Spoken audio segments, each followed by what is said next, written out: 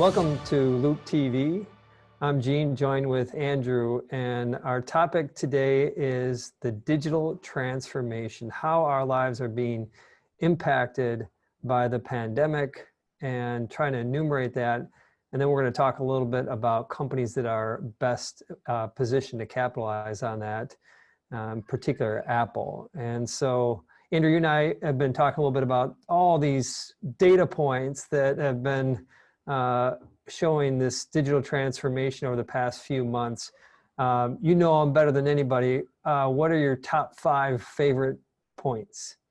Well, there's lots of them to pick from, and it's just endless the ways that this has impacted our lives, from really serious impacts to health and safety, to small minor impacts that we can maybe touch on here, even in some of my favorites. But I think the big one that strikes me is e-commerce seeing essentially 5-10 years of growth in just 3 months.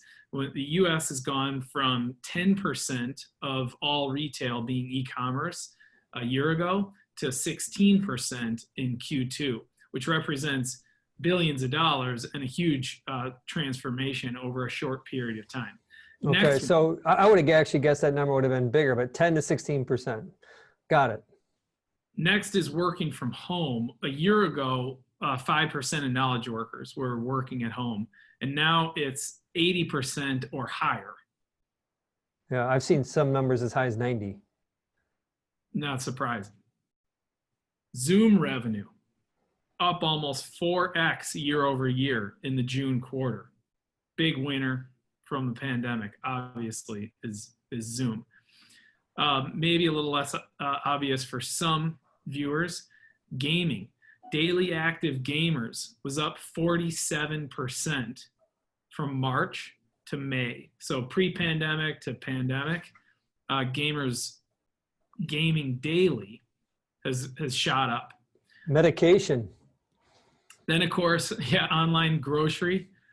That's basically doubled off of a low base from before the pandemic to during the pandemic. And what we see is the more serious the lockdown, like in the UK, for example, that jump was higher than in the US, where the lockdown wasn't as severe or wasn't as long.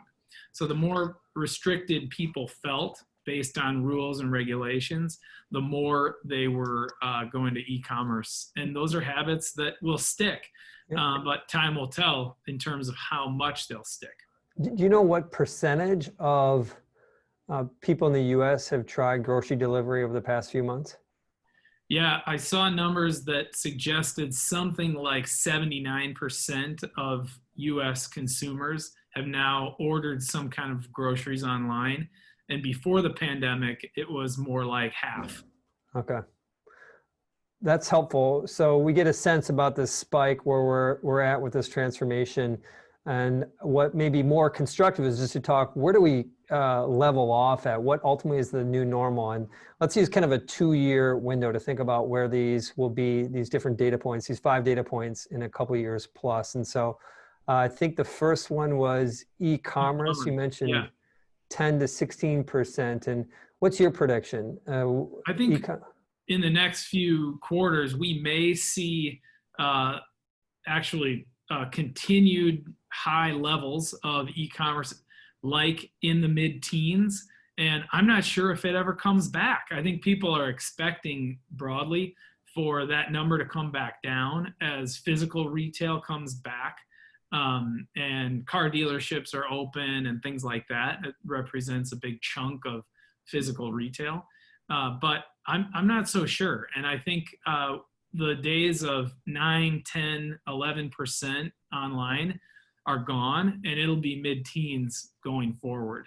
Makes sense. Yeah, and effectively what we've packed in here over the last few months is 5 years of e-commerce adoption over that. I'm in that same camp. I take the over on this one. I think we're on a track to ultimately 60% is going to be online. How about working from home?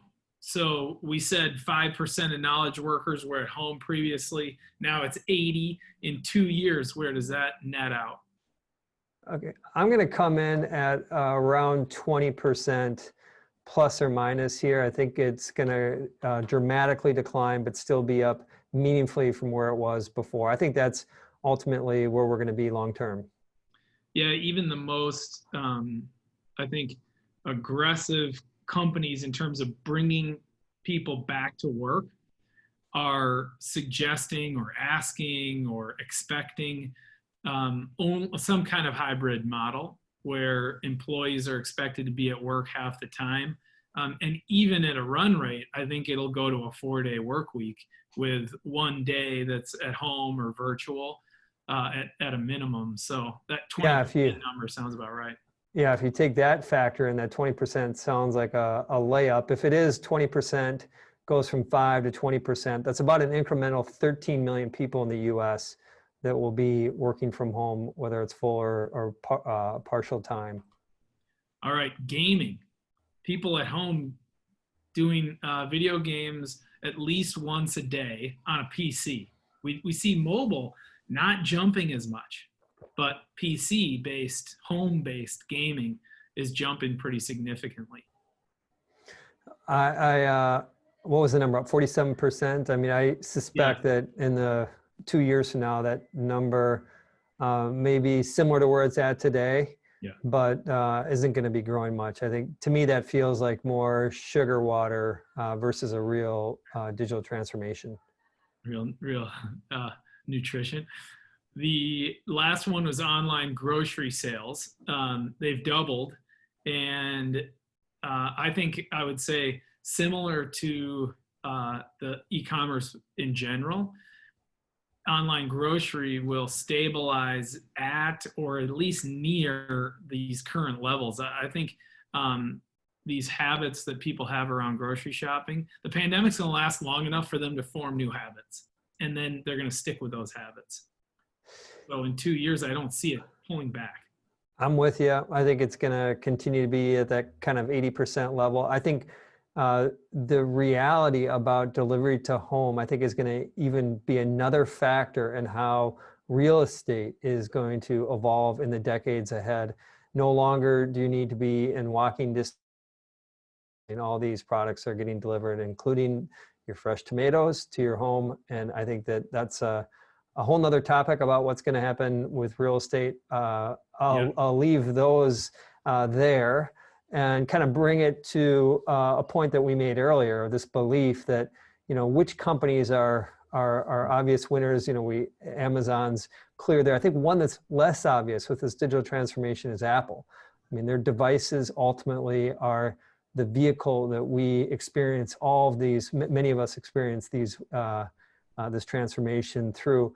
If you assume, just kind of a fun fact to end on, if you assume that half of people, those incremental, call it 13 million knowledge workers working from home, if you assume that half of them buy an Apple product over the next 5 years, that will add about $2 billion. Small number for Apple, less than 1%, but about $2 billion to annual Apple revenue. That's just for the Mac business. They obviously have the iPad business, works from educating at home. 57 million students are K through 12. Many of those are going to be part-time, longer term educating from home too. And so I think that is an underappreciated part of the Apple story, is this arms supplier to this digital transformation.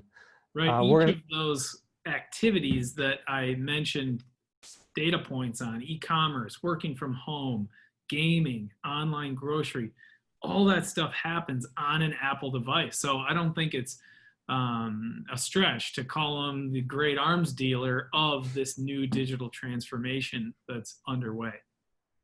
Well said. For Loup Ventures, Gene and Andrew, Loup TV, bye for now.